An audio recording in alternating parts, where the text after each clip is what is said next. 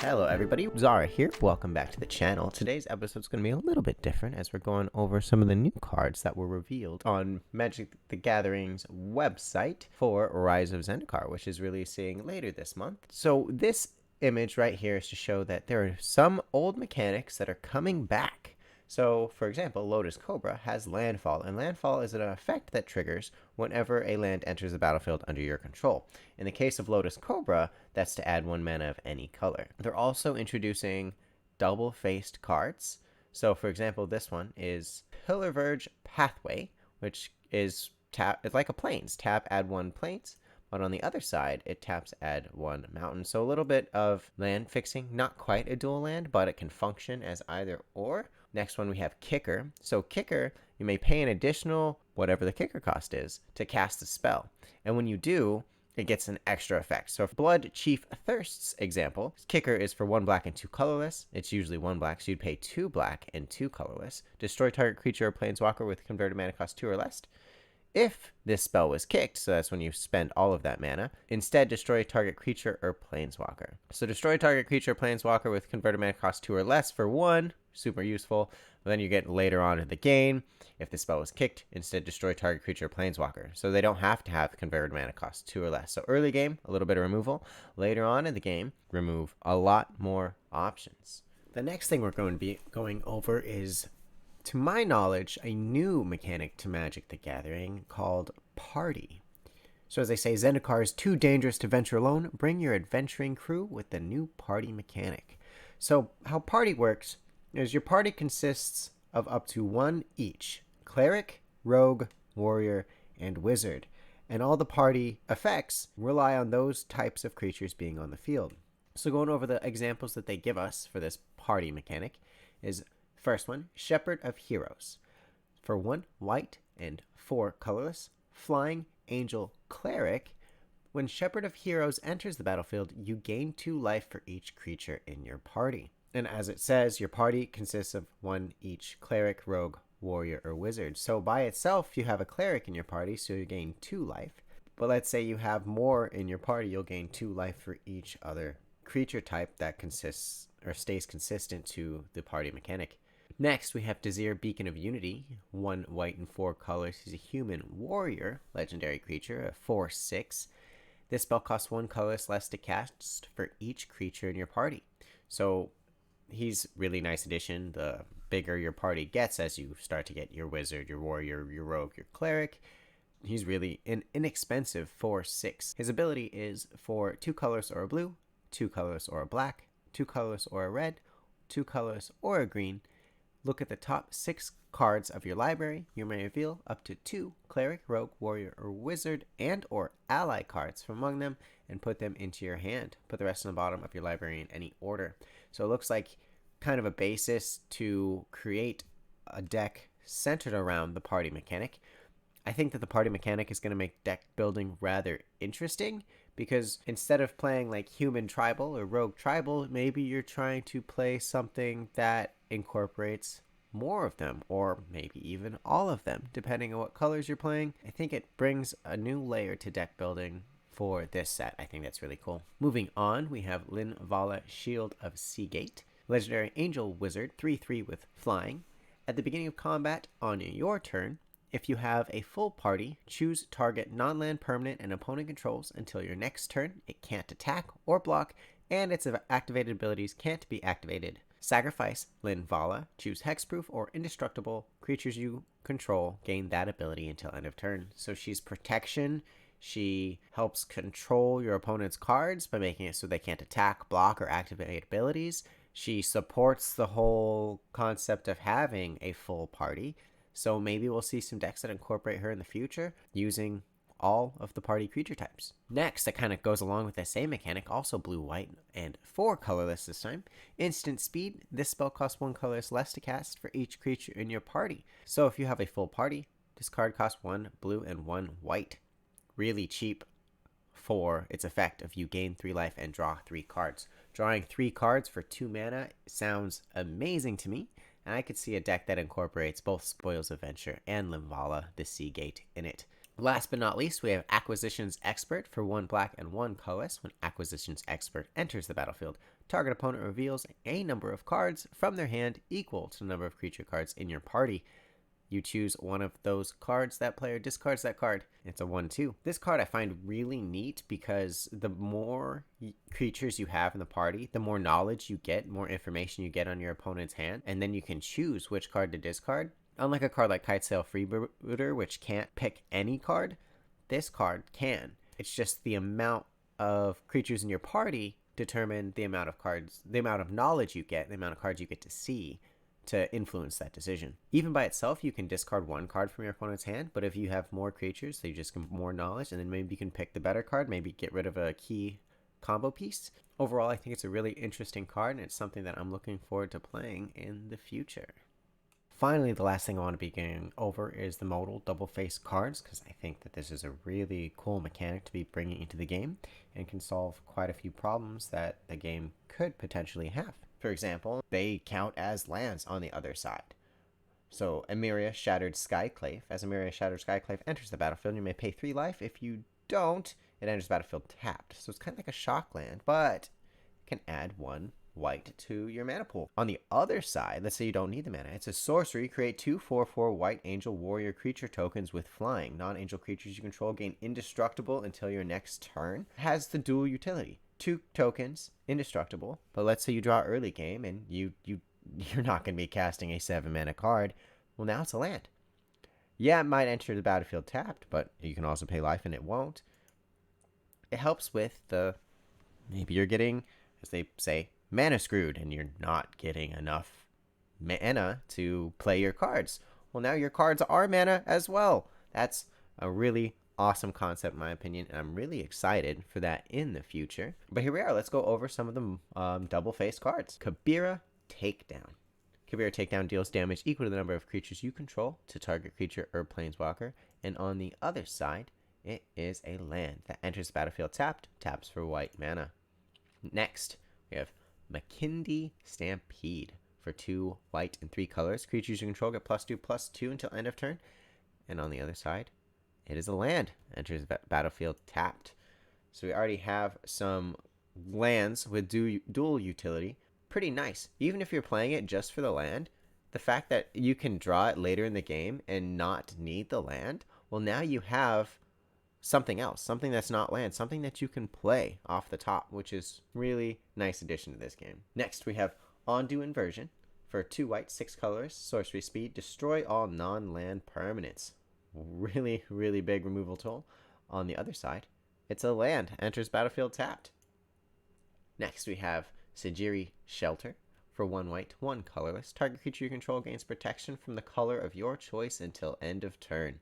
Very good card. If you watched my last video, I lost a game because they were able to give their card protection from blue. Protect it and win the game off of that. Protection is a really strong keyword. On the backside, it is Sejiri Glacier, enters battlefield tapped, add tap for white. Next we have Skyclave Cleric. Skyclave Cleric enters the battlefield, you gain 2 life. It is 1 colorless, 1 white for a 1/3 Cleric. On the other side, it is a land, enters battlefield tapped, taps for white. So I'm noticing a theme here. All of the ones that are also land enter the battlefield tapped, unless it's like the mythic Emeria's Call, mythic rare.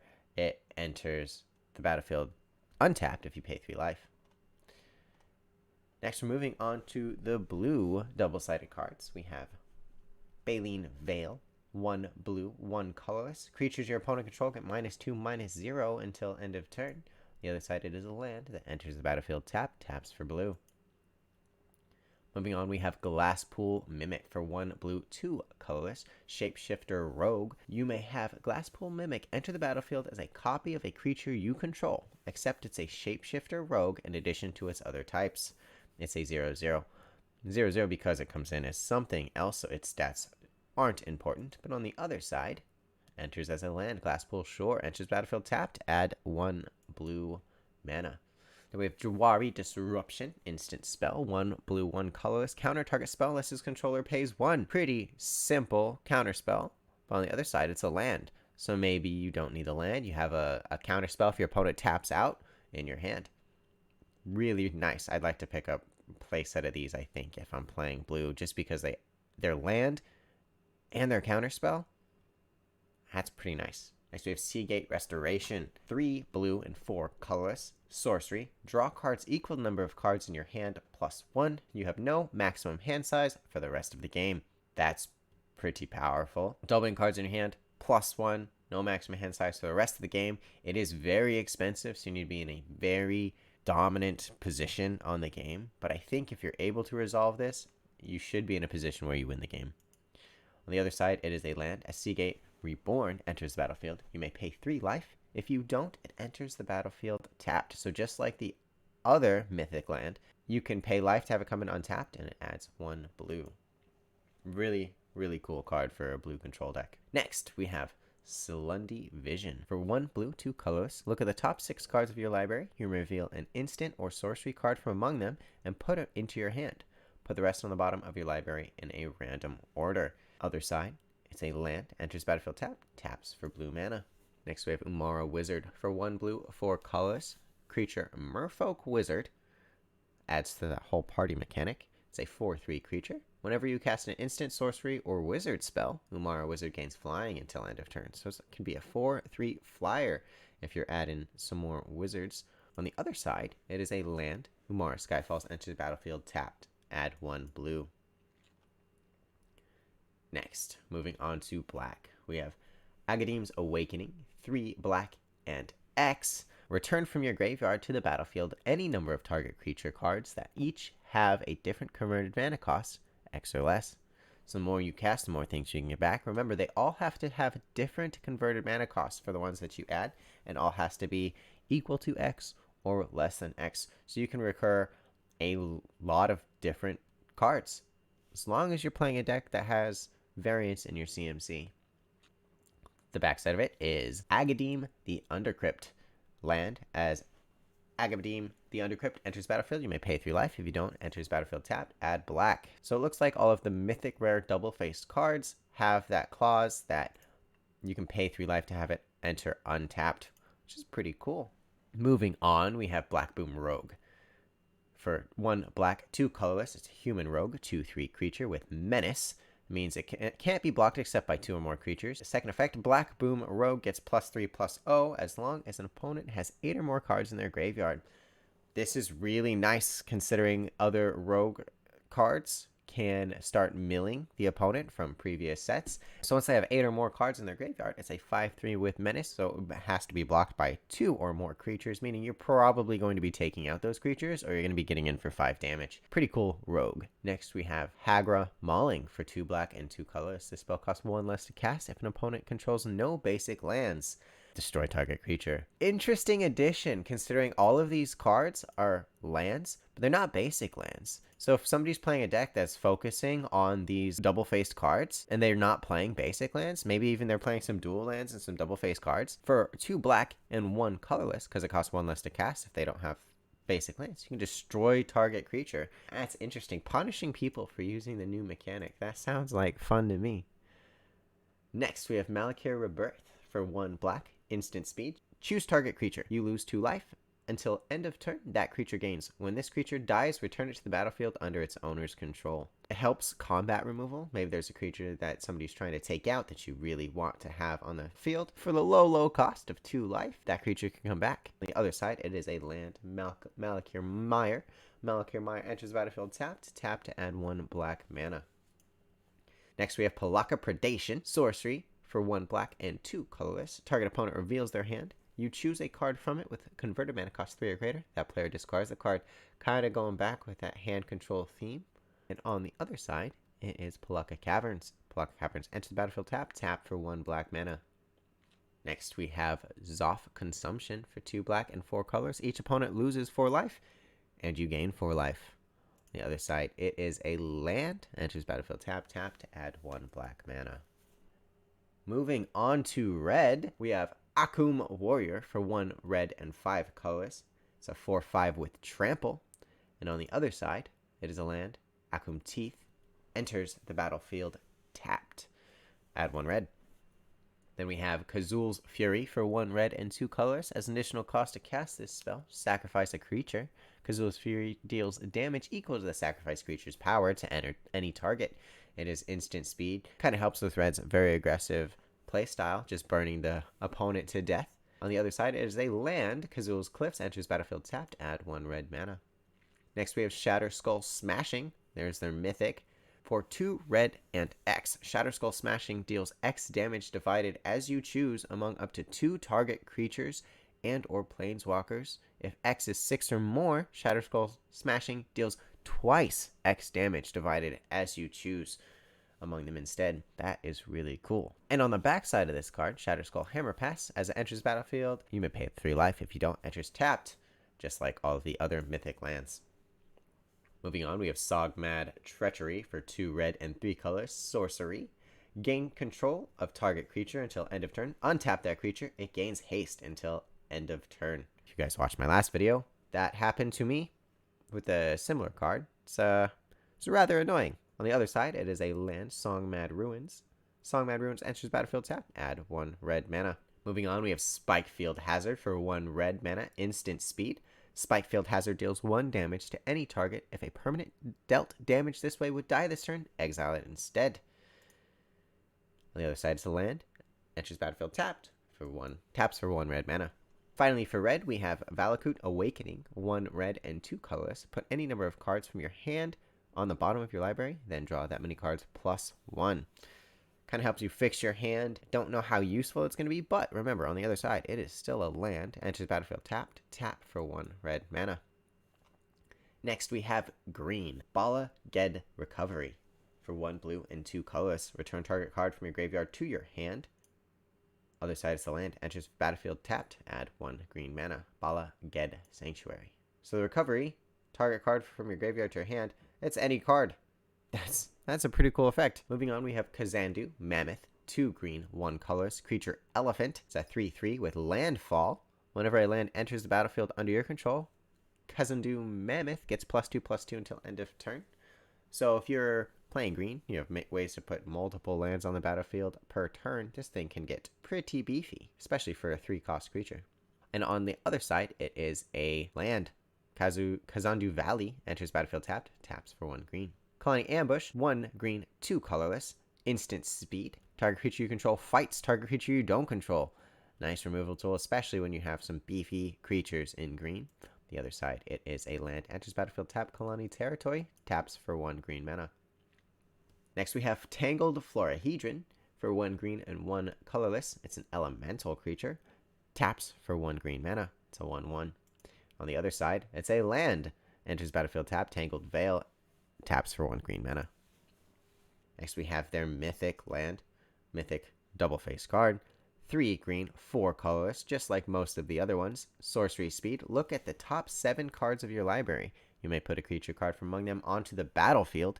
If that card has converted mana cost 3 or less, it enters with 3 additional +1/+1 counters on it. Put the rest on the bottom of your library in a random order. And on the other side, just like every other land that's mythic, as Timber, Serpentine Wood enters the battlefield. You may pay 3 life. If you don't, enters the battlefield tapped.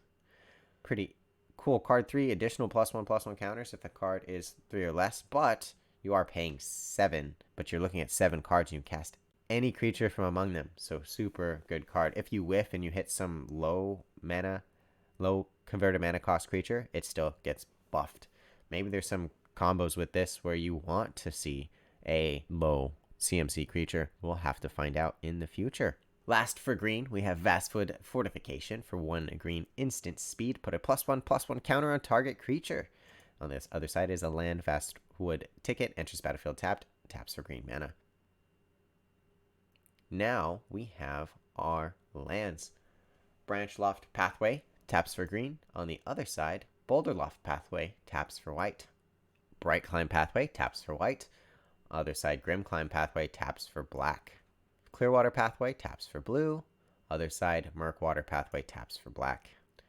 Next we have Cragcrown Pathway. Taps for red. Other side is Timbercrown Pathway. Taps for green.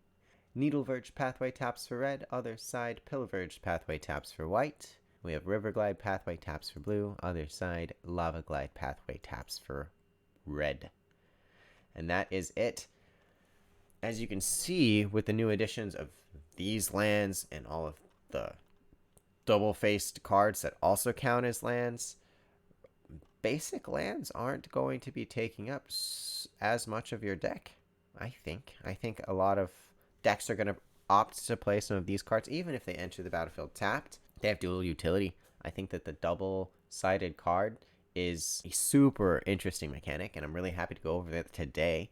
If you guys want me to go over the rest of the cards in Rise of Zendikar, or Zendikar Rising, sorry, let me know in the comments down below. I'd be more than happy to go over the cards. If you guys want me to pre-order this set and maybe do a big case opening, I'd be happy to do that. But thank you guys so much for watching. I know this video is a little different than the other ones I've made, but I really wanted to go over the new mechanic in Magic the Gathering. I'm really excited for it. This set is dropping pretty soon. Just can't wait to get my hands on it. Anyway, thank you guys so much for watching. Remember, we post new content every Sunday, Wednesday, and Friday at 11:45 a.m. Pacific Standard Time. If you like the content I am making for you, and maybe you just like the sound of my voice, you can hit that notification bell down below and that subscribe button as well, so you can get notified for every time I upload a video. Once again, thank you guys so much for watching, and remember to have you guys a wonderful rest of your day.